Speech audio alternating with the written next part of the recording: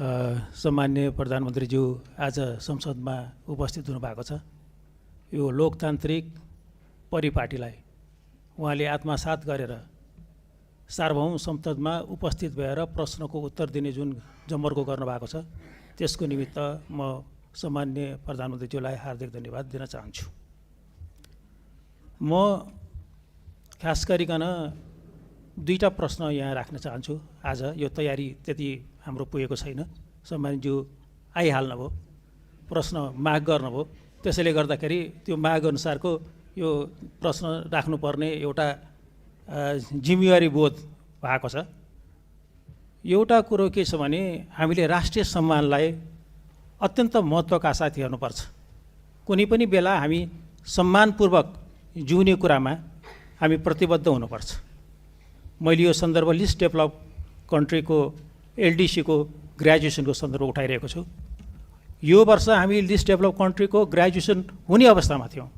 यसले हाम्रो राष्ट्रिय सम्मान बढाउन सक्थ्यो, आत्मविश्वास बढाउन सक्थ्यो, ताकि त्यसले गर्दाखेरि हामी अन्तर्राष्ट्रिय समुदायमा नेपाल अल्पविकसित होइन भन्ने खालको एउटा अनुभूति लिएर हामी हिँड्न सक्थ्यौँ।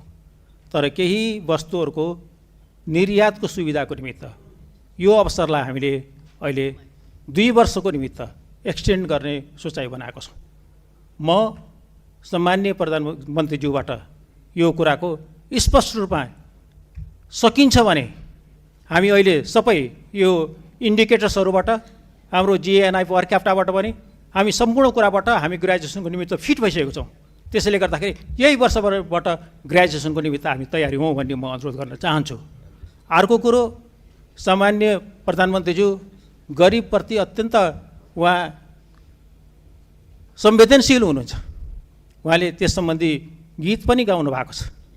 म के अनुरोध गर्न चाहन्छु भने अहिले जुन किसिमको सुकुम्बासी समस्याहरूमा डिल गर्न खोजिएको छ, त्यो राज्यको तर्फबाट त्यो बिल्कुल सही तरिका भएन। उनीहरूको व्यवस्थापनको निमित्त एउटा उपयुक्त रणनीति तयार गरेर अगाडि जानुपर्ने थियो।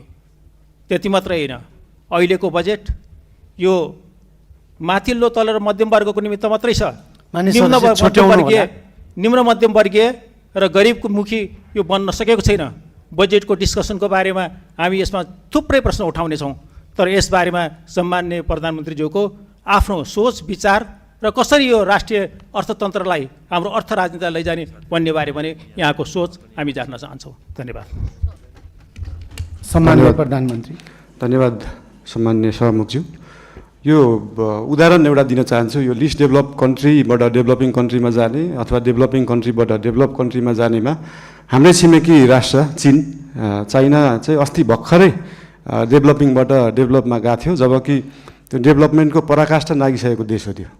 यो कुराहरू चाहिँ एकदमै स्ट्राटेजिक रूपमा सरकारले सोच्नुपर्छ जस्तो लाग्छ। अहिले नै हामीले एलडिसीबाट ग्रेजुएट हुँदै गर्दाखेरि हाम्रो ट्रेडका कुराहरू, हामीले निर्यात गर्ने विषय वस्तुहरूमा चाहिँ लाग्ने करहरू अहिले छुट पाइन्छ।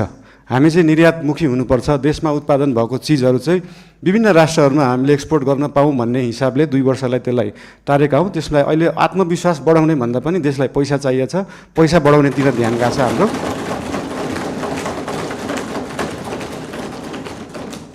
अनि गरिब विपन्नको कुरामा मैले पहिल्यैदेखि भन्दै आएको यो साम्यवाद समाजवाद भनेको भाषणमा दिन एकदम सहज हुन्छ, मजा पनि आउँछ। तर साँच्चीकै साम्यवाद साँच्चीकै समाजवाद गर्ने भने हाम्रो काठमाडौँ महानगरपालिकामा मेयर हुँदाखेरिको म उदाहरण दिन चाहन्छु। हामीले विपन्नलाई जुन प्राइभेट स्कुलमा 10% स्कलरसिप दिनुपर्छ, त्यसलाई इक्जाम लिएरै एकदमै मजाले लागू गरेका थियौँ। त्यहाँ चाहिँ विपन्नले एकदमै महँगा कलेजहरूमा पढ्न पाए। साँच्चीकै समाजवाद भने त्यो हो। र विभिन्न महँगा अस्पतालहरूमा पनि हाम्रो ऐन कानुन संविधान बमोजिम नै 10% बेड चाहिँ विपन्नलाई दिनुपर्छ भन्ने व्यवस्था थियो। त्यसको लागि हामीले वेबसाइट नै बनाएर प्राइभेट हस्पिटलहरूमा सर्जरीसम्म विपन्नलाई गराउने व्यवस्था गराएको थियौँ। त्यही हो समाजवाद साम्यवाद भने चाहिँ त्यस्तो कुरालाई भनिन्छ। र यही 10% विपन्नलाई दिनुपर्ने कुराहरू, शिक्षा र स्वास्थ्यको कुराहरू हामी देशैभरि लागू गर्न खोज्दैछौँ। यसको लागि विभिन्न जिल्लाहरूमा विभिन्न स्थानीय निकायहरूमा यसको लागि हामी सहकार्य गर्दै जानेछौँ।